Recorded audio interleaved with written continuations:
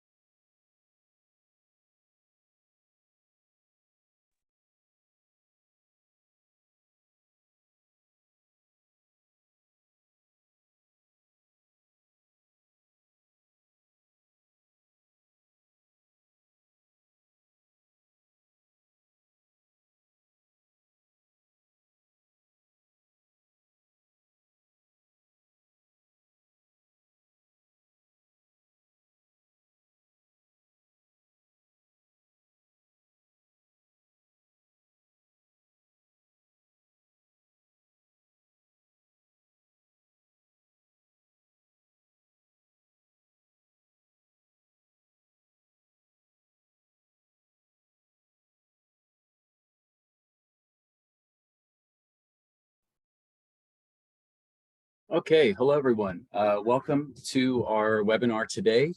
So we're going to get started and hope everyone gets a lot out of the time that we have here. Okay. Well, thank you for joining today's webinar on helping newcomer clients find housing, which will include a live Q&A with our Refugee Housing Solutions team. This training is presented to you by Switchboard in partnership with Refugee Housing Solutions at CWS. Switchboard is a one-stop resource hub for refugee service providers in the United States, and Refugee Housing Solutions provides housing technical expertise as part of Church World Service to support all national resettlement agencies support access to safe, affordable housing during the resettlement process. Here's a quick overview of your settings in Zoom. This is a Zoom webinar, so you're joining on listen-only mode. You may switch your audio between your computer and phone at any time under audio settings in the lower left corner of your screen.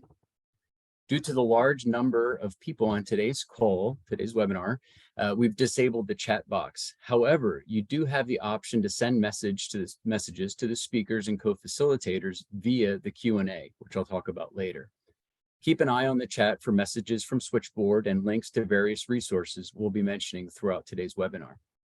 Lastly, I'd like to mention that today's session will run for approximately 60 minutes and is being recorded. You'll receive an email with the recording, slides, and recommended resources within 24 hours. The webinar transcript, along with the recording, will also be posted on the Switchboard website within the following days. Okay, so today's speakers. I'm delighted to introduce our speakers today. Firstly, my name is Joshua Weber. I'll be facilitating today's webinar. I'm the Associate Director at Refugee Housing Solutions, which is part of Church World Services. Also, my two colleagues are here today. They're part of CWS. One is Lynette Pearl, the Senior Housing Programs Associate, and the other is Evie Long, the National Housing Coordinator at Church World Service.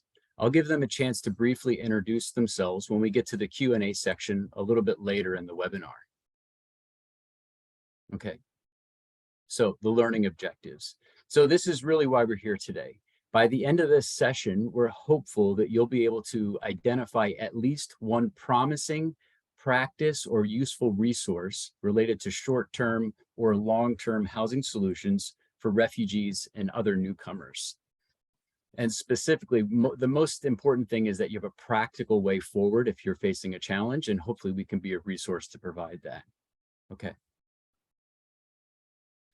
So during this webinar, a little bit later, we're going to have a chance to have a live Q&A session with the two people that I introduced.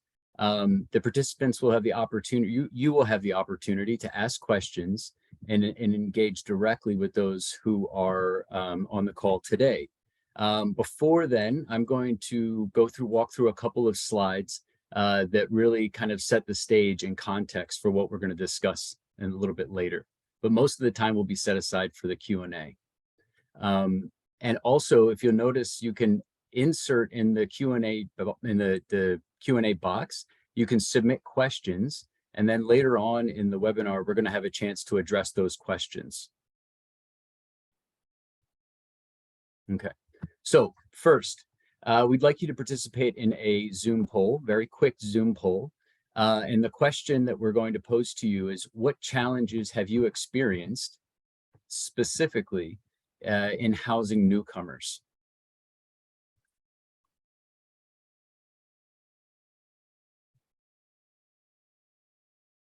So we'll give you a minute. Okay, I can see a lot of people are already filling it out. That's excellent.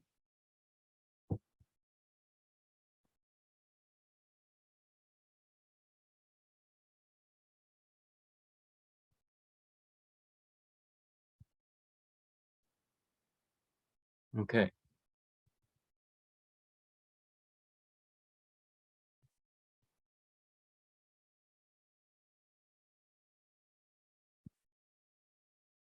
Okay, great. All right, almost everybody's completed it. That was great. Very quick response. That's great.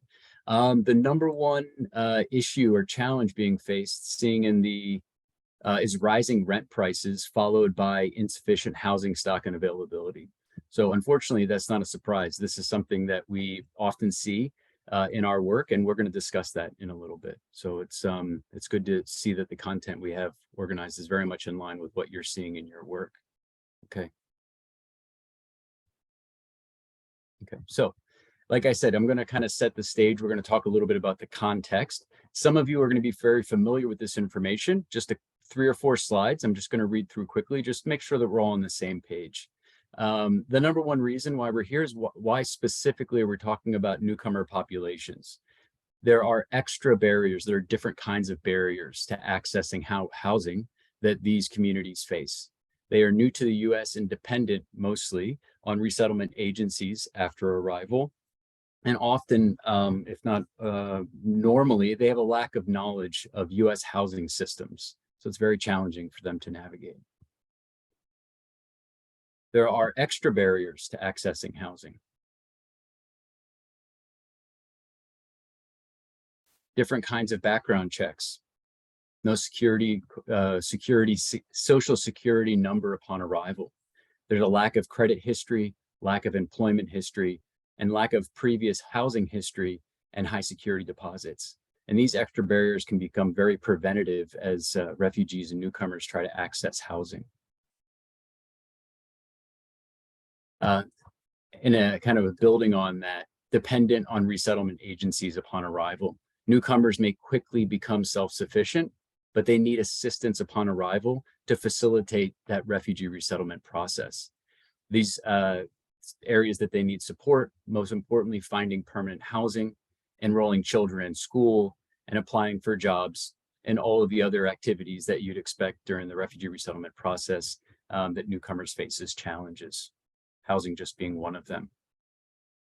Okay.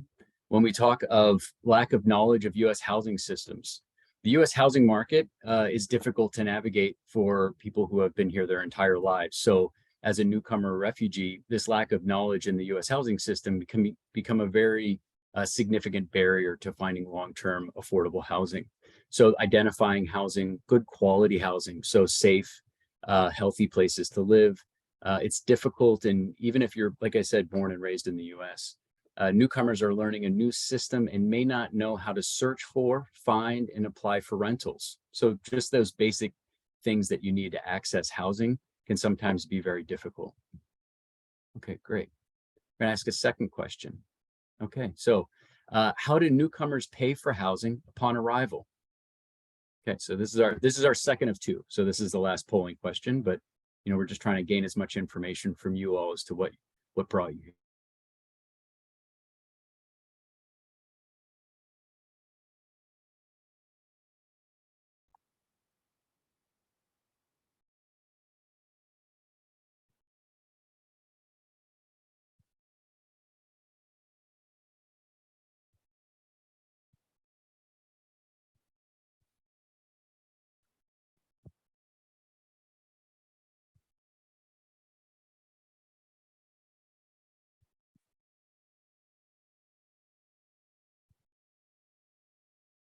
Okay, great. Okay, we're over half responded, which is excellent, 70%. And we're seeing how do newcomers pay for housing upon arrival? The 89% of respondents so far have said financial assistance from resettlement agencies. Okay, good. That makes sense and is very much in line with what we'd expect. Okay, great. So that was the second of two Zoom polls, but we appreciate the input. Okay, great. So financial assistance available to newcomers. We're going to just speak very briefly on this. Some of you are, I'm sure, very familiar, but just while we have everyone on the webinar, we'd like to just really detail, because sometimes these acronyms are thrown around, and we're just going to kind of set the stage so everybody's on the same page. But a myriad of programs and financial assistance are available to families served by resettlement offices. Some programs that most offices have for supporting clients are Reception and Placement, or RMP. This is a program in the United States Refugee Admissions Program and is funded by the Bureau of Populations, Refugees, and Migrations, or PRM. It is a 90-day program intended to support newcomers with adjustment at the beginning of their lives in the US. A second financial assistance available to newcomers is the Preferred Communities, or PC program. This program is funded by the Office of Refugee Resettlement, ORR, within the Department of Health and Human Services, DHS. And the enrollment period varies for this program. Another program that you may be familiar with is the Matching Grant Program. This is a 6-month program funded by ORR, the Office of Refugee Resettlement, within the Department of DHS. And then lastly, employment programs. There's a lot of different types of these, but all resettlement offices support newcomers in obtaining gainful employment. This may be through an internal program or a partnership with an external partner. Most newcomers are eligible for 5 years of job assistance. Okay, great. All right, so that's kind of like I said, setting the stage for today's Q&A. I'm gonna just kind of jump into the chat and see. Okay, so I would encourage everyone at this point. We've got a couple of questions ready to go, but I would really encourage everyone, if they're interested in having a question answered by the panel, to go in and to post that question, and people can thumbs up that question if they also agree that they'd like to see us respond to it. But if not, we can get started with the Q&A section of today's webinar, which we have now about 45 minutes to really get into this. So this will be a chance for us to really unpack some of these challenges. And also, just very briefly, before I introduce or let Lynette and Evie introduce themselves, is just that, RHS and Switchboard, we have a great partnership in which we provide live virtual technical assistance and upcoming some possibly in-person technical assistance and trainings. But we've already been working with resettlement agencies across the country for the past almost a year So we have noticed that there are patterns in the questions that we get asked, and the challenges that resettlement agencies face as they go through the resettlement process, specifically in regard to housing and those challenges. So we do have a couple of questions ready to go, but we also want to be open to, seeing maybe there's a challenge just being faced that we're unaware of, or something that you can ask and maybe we don't know the answer to. Give us a chance to follow up, do some homework, and get back to you on that. So feel free to, this is a frequently asked question, but it can also be a challenging question as well that's posed. So we can get started now, but so I'll just I'll ask a question, and then Lynette or Evie can answer, and then if maybe I'll add something at the end. But for this first question, I'll ask both of them just give a very, very brief introduction to who they are, and just to kind of set the stage for who's on the call. So we'll start very, very broad. One of the most frequently asked questions that we get in our technical assistance sessions are, what are some of the strategies in which refugees that want to, quote, shop around, or basically see additional housing options when they're being presented a very safe and affordable housing option by the resettlement agency? There's a lot of reasons behind this, but maybe that we can talk about some strategies to kind of mitigate that before it kind of creates challenges that are unnecessary or unexpected. And I could just open up to Lynette and Evie about, do you have any strategies or thoughts around ways in which those who support refugees and newcomers and accessing housing can kind of, work to communicate expectations on that kind of initial housing search and being shown different kinds of housing options? Sure, I can take that. Just want to confirm that you can hear me. Yeah, go ahead. Yeah. Great. I'll take that one. I'll give a brief intro just so you guys get an idea of why I have any experience in doing this. So my name's Evie Long, and I'm the National Housing Coordinator for Church World Service, or CWS. I've worked in refugee resettlement for about 8 years now, plus a stint as an intern, and I have worked across programs. I was an employment specialist. I was a case manager for 4 years, and I headed up our resettlement program in Lancaster, Pennsylvania, welcoming newcomers. And during that time, headed up the housing portion of resettling said newcomers.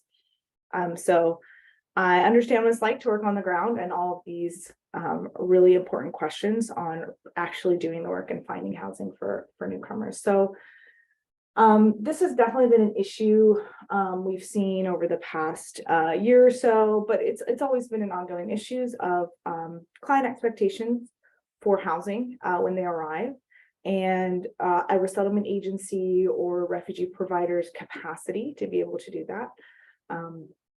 So I think one of the really important things when working with new arrivals is helping set their expectations. So we know that refugee arrivals receive some kind of cultural orientation before they arrive, but it's not very extensive. Oftentimes it's a little behind what's actually happening in the US. I think we've definitely seen this over the past couple of years, where maybe what is taught in the orientation overseas may not reflect the current housing market in the United States, especially over the last year and a half. And so really setting up that expectation upon arrival for clients is really important. CWS has developed some guidance for our offices, and also some client acknowledgement forms to just help explain to clients. Basically, you're giving them a mini overview of what it is to rent in the United States. So it's very helpful for clients to understand as well, that this isn't you don't want them to live in a nice place, or you don't want them to live in the place they want, but it's this is what is available to them for the next couple of months. And this is what your capacity is. So some offices or agencies may say, hey, we will show you up to 2 houses. After that, if you reject those 2, then you may have to find housing on your own. So different agencies have different policies on that. I definitely recommend talking to whichever resettlement agency you're working with to see if they have a policy, if they'd be willing to work on one, because for a lot of clients, it's just setting up the expectation of this is what is possible and then this is what isn't possible.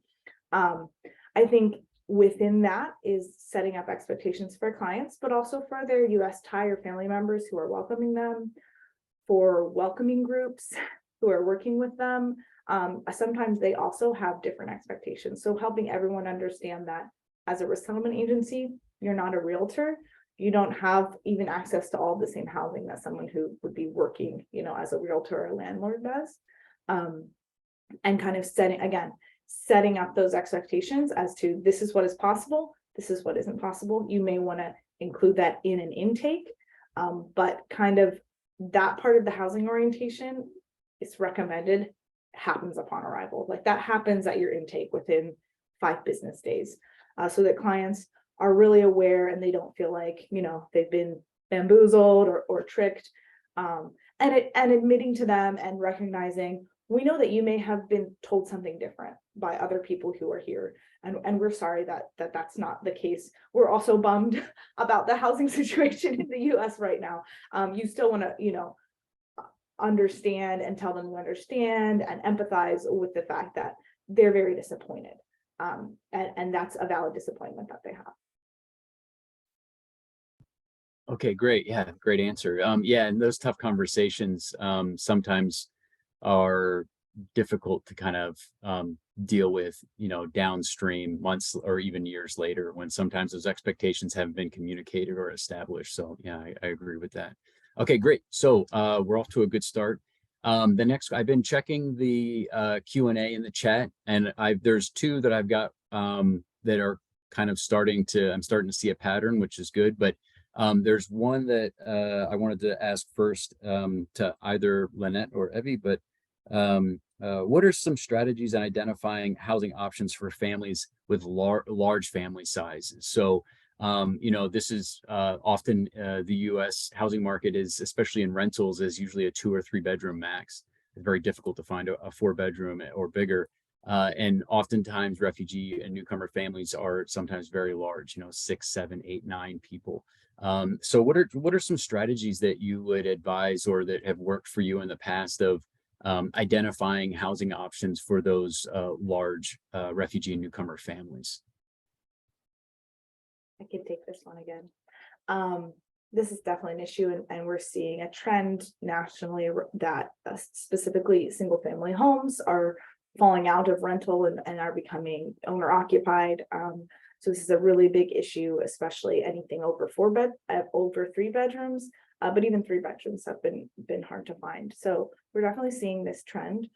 There are a couple of options that I know that I've utilized and worked with offices on is looking at the family makeup. So if you have, a really large family, are there multiple income earners? Are there adult children in the family that maybe could have their own rental?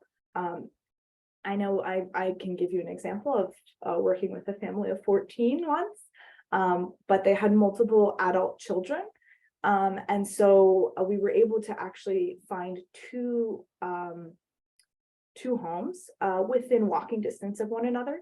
And so we had the adult children were living in a separate home, and mom and dad and the minors were in another house. And so we were able to separate them while still making sure they lived close enough together, and of course providing orientation to the families on why we had to do that, etc. Just like with any setting expectations, letting families know, like, this is not to be your forever home. We always coach families, hey, just like your first job, you don't have to stay there forever. Minimum your 1-year lease. If you want to move to another place, you absolutely can. This is just where you have to be right now until you start gaining credit, etc. And then with large families, specifically with this housing market, we really recommend, again, within the 90 days, there's not tons to do, but you maybe put them in 2 different homes if you're able to, but really working with that family and with the community, even on really working towards home ownership. This has been successful. Again, I think about that family of 14, but I've also worked with other similarly large families to really make sure to refer those families and maybe go the extra mile to locate home ownership classes with them.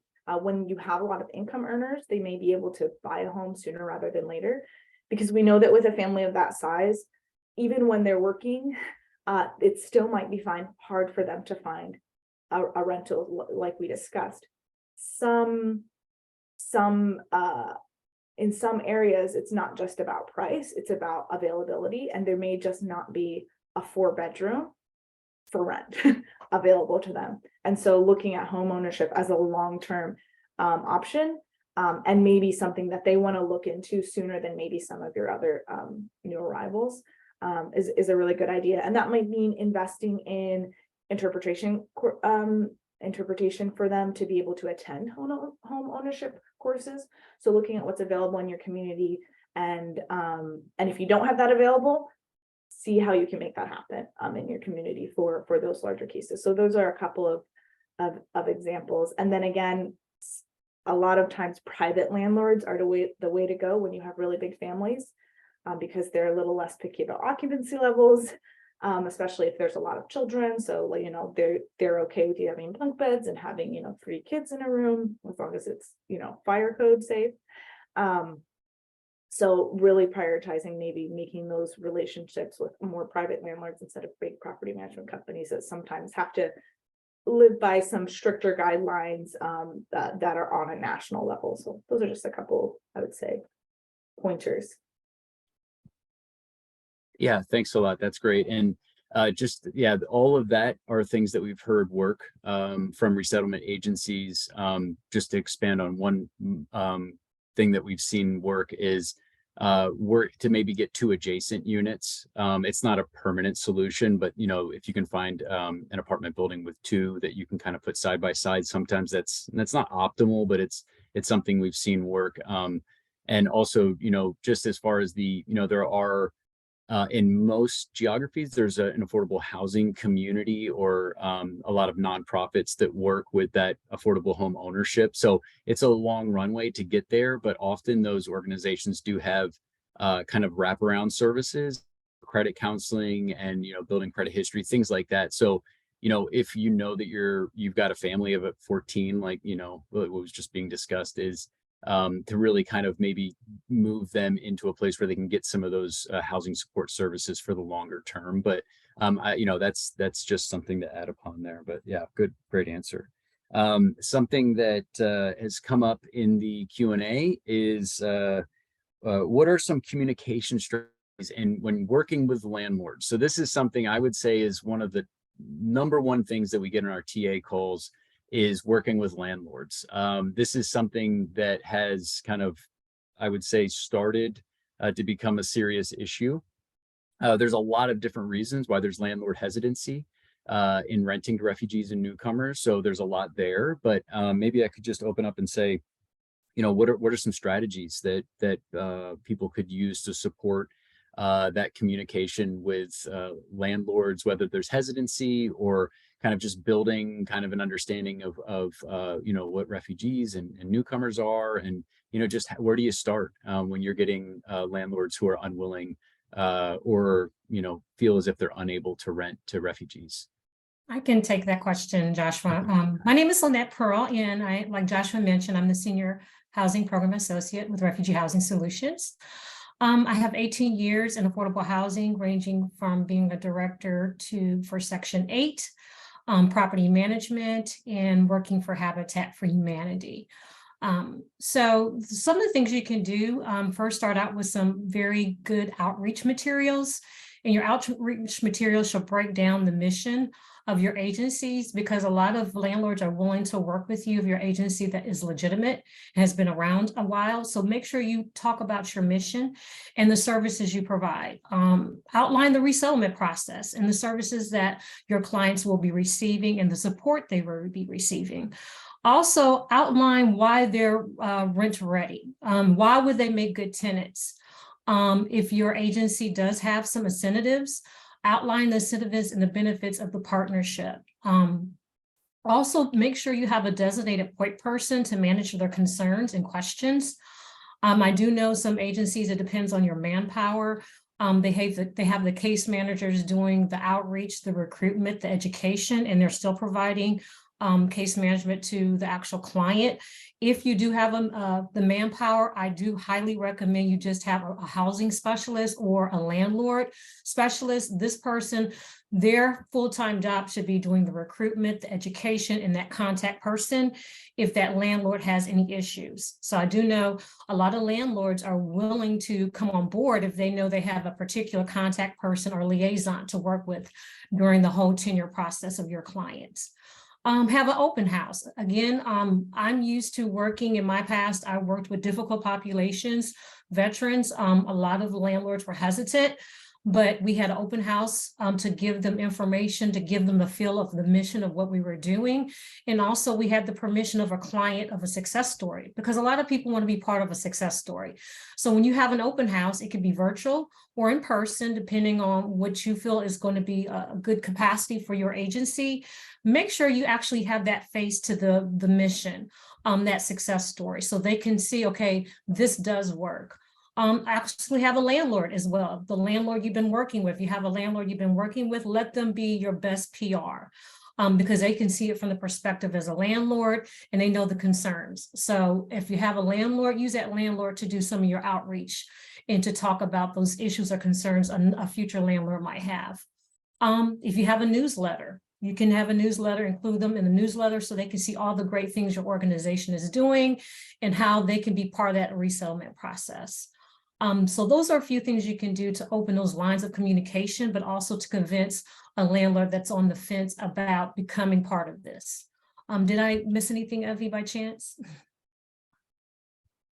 I don't think so. I would echo that open house, or even like a landlord forum where you have a trusted landlord come and kind of, like Lynette said, that success story and say, I rented to refugees. I'm a partner with this organization. This is why they're a great organization. You know, there are some agencies have landlords they've worked with for a decade. That's a great track record. That's a lot of money that you've brought into their business. So those type of kind of advocates, asking a trusted landlord partner to kind of be a part of a forum or an open house is a really great idea.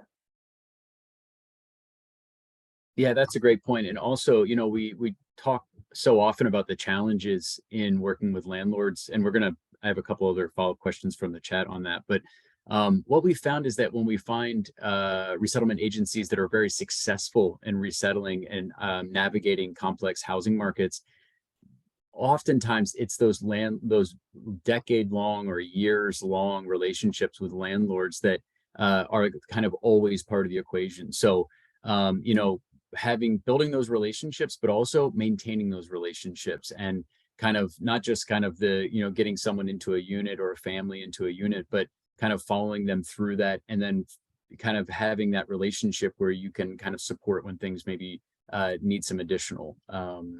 So yeah, that's great. So on that note, something that is definitely repeatedly coming up and it's around this landlord hesitancy. But I'm going to read a question along the lines of what we're discussing from the chat is, how can we overcome the housing requirements? And specifically, you know, rental requirements and documentation requirements. So background checks, past rental history, credit checks, high security deposits, you know, just everything that goes behind those challenges. So there's landlord hesitancy that sometimes is exactly what you just answered, Phil, you know, kind of building those relationships and communicating, but sometimes there's a paperwork or kind of requirements that make it difficult. So maybe what are some ways that we can work around those challenges? Yeah, this is a great question, and it has been, this is not a new question. This has been, you know, for forever an issue in refugee resettlement and having people rent to our clients, because especially to have upon arrival. I think part of it is the language we use. We're not asking them to waive documentation requirements. We're asking them to accept substitute documents. I think that's really important because they do need to know who's living in their homes. You know, this is their business, the same way, you know, you need to put a name down and a credit card when you stay at a hotel. They need to know, you know, it is a legal document that they're signing. So we're not asking them to waive documentation. We're asking them to accept equally viable forms of documentation, right? So the idea that we don't have a social security number, would they accept their alien number? We don't have I would say we don't have a form of ID that they are used to looking at. Would they accept a copy of their refugee travel document? You know, and a copy of their assurance. I've had offices provide a copy of the assurance, especially for those who are trying to secure the housing pre-arrival, to say, we know who these people are, they're assigned to our office, these are their names, this is the information about the client, and it's an official document. So we're asking them, so that's the first thing is when I'm speaking with landlords, I'm saying, I'm not asking, I know that you need documentation. Will you accept these other forms of documentation? So instead of pay stubs, would you accept this promissory note letter, which details everything about the case, details what resources they have available, like Lynette said, details all of the different programs that they have access to, et cetera, et cetera. And then as far as like for credit checks, HUD even has a really good resource for landlords on waiving credit checks that they put together during the Afghan evacuation, but they also have a general one for all demographics. So it's a really helpful resource to point them to. And this is an ongoing thing. I know that's one of the things that we are definitely advocating for on the refugee and the refugee resettlement world is to have maybe some more documentation and letters, even from HUD or PRM, that we could give to landlords. That's something that we're advocating for pretty strongly. So we're hopeful that that will be a resource that would be available. But I think that a lot of it is the conversation. You're not asking them to waive, you're asking them to accept other forms of documentation. Again, an A number, which refugees, you do have access to that before they arrive. Again, their assurance, that's another really good option to provide. So it's always tricky, but a lot of it is in the language. And then assuring them and actually following up on that they will have these documentations. Like, we're going to be applying for their Social Security at this time. Their employment authorization document, which would be another form of a photo ID, should arrive within 3 months. And we will follow up help the client follow up and make sure that you are provided with these documents as soon as they're available to them. So I think assuring them again of maybe the timeline of when they will receive these. And I know that's been hard with documentation delays, but I know a lot of offices are going ahead to Social Security ahead of time and have been able to secure them. So just kind of giving them a timeline and an assurance that you will make sure that they have those documents once they arrive. And reiterating, of course, their background checks that they have through the US government, how extensive those are. And a lot of times I like to explain to them, you need the Social Security number to run a background check. That would be like running a background check on a newborn baby, because they don't exist in this country yet. So that's sometimes a very helpful way to explain it to people, of like, running a background check wouldn't be helpful. That particular background check isn't helpful. The one the US government did is very, very helpful. And the one UNHCR did. Even if they had a Social Security number, it wouldn't be a helpful one because they, of course, they haven't ever lived here. They don't have any track record within the US. So sometimes that can be helpful to kind of give them an idea of why it wouldn't even be helpful if they had a Social Security number right now. Even if they came with one, it would be kind of a blank slate to begin with. Can I chime in, Evie?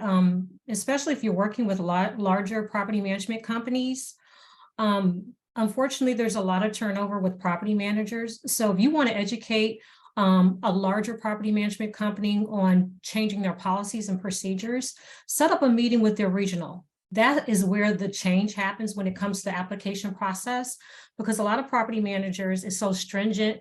They're required to have certain information to enter into a system to make the decision during the application process for them. So you need to possibly, if you can, find out who the regional property manager is, educate them on the process and see if they can change things in their actual system to accept alternative documentation, because it still meets their criteria. But again, you have a property manager, they're going to be so stringent and say, well, I need this and this and this, because that's what they're required to collect. That's all they know to collect. But if they have a regional property manager, they can say, okay, here's my portfolio. I can change some policy and procedures. You guys can accept this alternative documentation during the application process. Okay, great. Yeah, and along those lines, I'm glad that the HUD letter was mentioned. So what we can do is in the resource, the follow-up email, I'm very familiar with it. We were just discussing it with HUD this week, actually. And so the one thing I'll just make a note, I will put that in the resources when we follow up. It's a very Afghan Operation Allied Welcome specific letter that HUD provided. If you're working with Afghan refugees, definitely it'd be a great resource. But the one thing I can say is that I do know that, and we're participating in this, we are working on getting a kind of amended, more broadened refugee and newcomer letter from HUD. Yeah, Evie? Yeah, I would also add, they also have another, so they have their general FAQ that's kind of like a pair to that, which is their FAQ on fair housing issues regarding exceptions to credit check policies, occupancy limits, affirmative marketing, and language access, which has more all-inclusive language. So I know a lot of offices that in the meantime, while we wait for refugee language letters, have been utilizing that because it's kind of across the board. So I can share that. I actually have the link to it, so I can share it now, but we should also share it in the follow-up. Yeah, that's perfect. Okay, great. That's excellent. And then just two quick questions that I saw in the chat that maybe we could just, while we're kind of on the subject. One is the question, can we get connected with landlords associations and develop partnership programs with those? Just a little bit of a preview, that is something we're actively working on, is building those relationships with landlords nationwide. We've done a lot of work in that space. As you can imagine, it's challenging, but we have actually created some partnerships. We will be sharing a lot of that information in a webinar with Switchboard it's in the works now. So the announcement hasn't been posted, but it is 100% something we're focused on to really set aside the time like this to address specifically building relationships with landlords. So much more to come on that. I just wanted to make that note. And then also a question that was in the chat was once the refugees have been here for a year or two, how do we help with home ownership? Because it did come up earlier. And is the route the same as any American or different? This is something very quickly, I'll just maybe just weigh in, because I come from the affordable housing sector. That's my main area of expertise. And I can say that just anecdotally, I know personally that a lot of the affordable housing community, the nonprofit space across the country, are very, very open to working with refugees and newcomers. And that's just something that I would say in your local area, whether it's a Habitat for Humanity or different local, affordable housing nonprofit, there are very, very strong partnerships around the country with resettlement agencies and affordable housing organizations. So, you're right. There is, when you say a year or two, that time that's needed to get into an affordable housing program sometimes is a year or two. But often that we've seen is that when you're communicating to refugees and newcomers, if they know that there is an opportunity for home ownership, even if it's 2 or 3 years away, that is something that can kind of bridge that gap and kind of create some context around those kind of years of being a renter or kind of building up their credit or their employment history. Is that sometimes it makes that interim period a little bit more manageable, knowing that there is a way for them to enter into that housing market as an owner. So I would say, yeah, definitely wherever you're at in the country, there's an affordable housing nonprofit network. I'm 100% sure. There's a lot of different affiliates for different kinds of organizations, but this is what they do. So I would really encourage you to build those relationships and talk to them. The other thing, just while I'm on the subject, is that even if there isn't a clear path forward for home ownership, affordable housing organizations often, or if not always, have some sort of wraparound service that they provide. So building that credit history, kind of financial literacy, introduction to savings, all those things that are around that affordable housing community. So I would really encourage resettlement agencies to kind of bridge that gap and open that dialogue with them. Yeah, Evie. Yeah, I would just add on to that. They're great, are great partner organizations to go in with on grants, to make their, if they don't have maybe the cultural or language capacity, they could be a great partner in a grant. DEI grants, there are lots of different grants that you could access that would make it more accessible for your clients. Just to echo what Josh said, I think the partnerships with fair housing orgs are underutilized right now, and we should be utilizing them a little bit more and bringing them into this conversation, because there's so much overlap with who they're serving and our clients. Okay, great. We've got about 10 more minutes and then we'll start wrapping it up. But I wanted to just kind of take a step back, and we've got a question as far as federal programs, HUD, and where they fit into this. But what housing subsidy, this is a kind of a broad question, but we can kind of unpack it. But which housing subsidies do refugees qualify for? It's a very broad question, but maybe we could just kind of speak broadly about what that landscape looks like. I'll take that. There are federal housing programs. The thing is, they're either restricted or unrestricted. And restricted means that at least one person in the household must be either a U.S. citizen or an eligible non-citizen to qualify for the program. And HUD's definition of a non-citizen is a person who's neither a U.S. citizen nor a national of the United States. So a non-citizen eligibility for federal housing programs, it does vary, Joshua, because it is based on the program they applied for, the laws and regulations that govern that program. And then restricted programs, they can have different documentation requirements, and the immigration composition of a household does not affect the qualifications. So example of restricted would be public housing.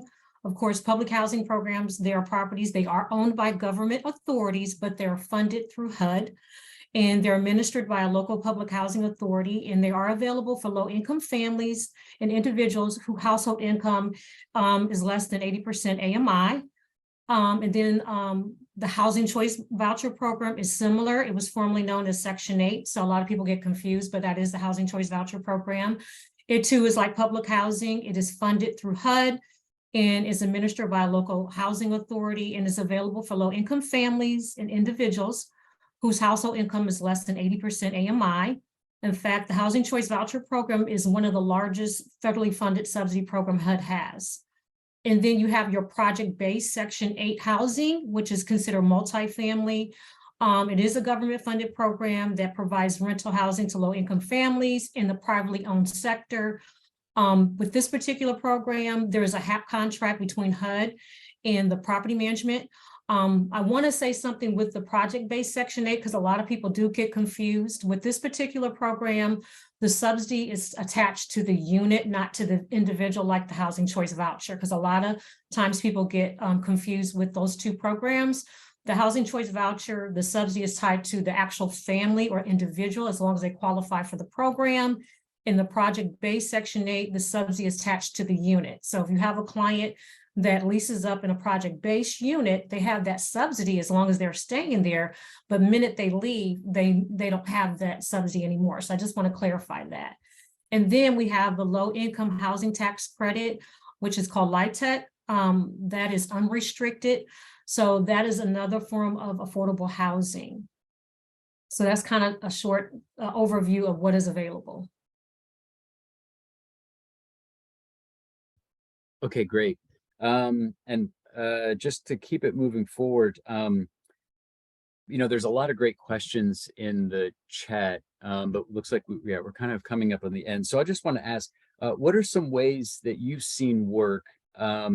This is, again, the landlord question continues to come up. Maybe you can speak a little bit about to have landlords be flexible and really to kind of think of alternative ways to build those relationships, specifically with property managers. So, I think with the one-to-one, when you have like, the smaller rental opportunity, maybe you could speak a little bit more about kind of property managers and things that just some language and some strategies around that, because it's coming up in the chat often. Yeah. Building relationships, and this is kind of where Lynette touched on the capacity. Really advocate within your organizations to have someone focused on housing. That is becoming more and more apparent. Even if it means, there may not be funding within your reception placement grant, but United Way often has housing grants. And I know of quite a few offices that have their housing coordinators or housing specialists paid out of a grant like that. But having someone focused that can work on relationship building, as Lynette said, them having a contact is really, really helpful, and someone that sometimes it means going and having coffee with them for an hour so that you can share stories on why this is important, et cetera, et cetera. And then once you have that relationship, talking through, what are some ways that would make this process both easier for the client, but also easier for them. I think we do have to remember, this is their business. This is for some landlords, this is their livelihood. So why is it making it worth their while? So saying, hey, this would be really easy if we had, it would make it easier for us to submit maintenance requests if we had it in several different languages, or if you had an option to submit it online, but you also had a paper option. I know there are some resources of multilingual maintenance request forms that actually have pictures of the entire room of each house, so that non-literate clients can circle the things that are wrong and bring it to the landlord to at least get that start of a question that they know what to come and look at in the house. So kind of ways to say, this will be helpful for you. It will be helpful for anybody that you're working with that maybe doesn't have the full grasp of the English language. And, the reality that we live in the United States of America, which is incredibly diverse, and you need to be able to rent to people that English isn't their first language. You're going to miss out on a lot of people looking to rent. And so kind of giving them ideas of saying, and presenting it again as this would be great for us, but it'd also be really good for you, because you wouldn't waste your time going over to their house 3 times and not knowing what they need. And again, having that contact person to be able to kind of stand in the gap to help maybe with some of those communication issues, et cetera. And Josh, I feel like I'm missing a part of the question, so if you can repeat it. No, that was great. I think I just, because it was keeping to pop up, I just wanted to open it up for one last chance. And Lynette, I don't know if you wanted to add to that, and then we'll wrap it up. Yeah, I everything Evie said, and also if you don't have the manpower, the finances, it's very vital, because I notice a lot of resettlement agencies, they're not working with their coordinated entry system. They have resources and grants available for, we call it housing navigators. Once you become active with your continuum of care and COC, you're starting attending those meetings, they see your face, they see your needs, they can apply in your behalf to get housing navigators for your agency. And that's all how housing navigators do. They go out, they do the research, they recruit landlords, and they also do light touch case management. So that is an option to increase your manpower, is working with your COC to get your housing navigator. Yeah, great point. That's an excellent point to make. Okay, so thanks so much to Evie and Lynette. That was excellent. We're going to wrap it there. I'd just like to say that we're going to end where we started with the learning objective, to have, we hope that you got from this at least one promising practice or useful resource related to short-term or long-term housing solutions for refugees and other newcomers. That we hope that was something you took away. Okay, so we have a quick 3-question survey for you to participate in. It's very helpful for us to have some feedback. So if there's a Survey Monkey link there, I think we can drop in the chat. I don't know if that's necessary, but before we share our recommended resources, which is next slide, and that's the final slide, which hopefully everybody stays for that, we'd like you to ask us, we're asking you to help us with information on how this went, because we're going to be doing more of these webinars, and we'd love to know and get some feedback. Survey is extremely important to help improve future trainings and webinars. Our survey is only 3 questions long and will take less than 30 seconds to complete. So please take just 30 seconds now and complete the survey. And I'll give everyone just a little bit of time to do that. And then we'll end on the last slide and I will explain next. And if you have any challenges, please feel free to put something in the chat.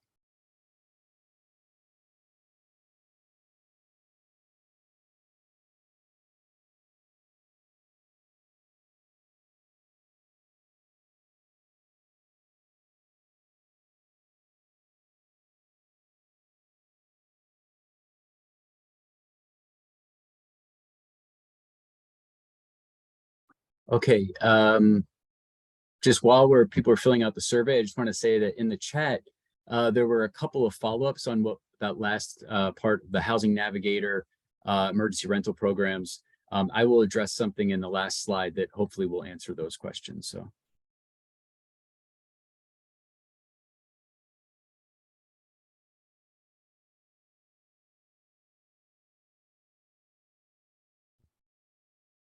There's a couple questions about the survey, maybe going back to that page for everyone to be able, I think a couple people aren't seeing the link. If you use your cell phone, it's a QR code. You can use your cell phone to access it. And I'm not sure if the link is showing up in the chat. Okay. Could somebody, if possible, post the link in the chat real quick?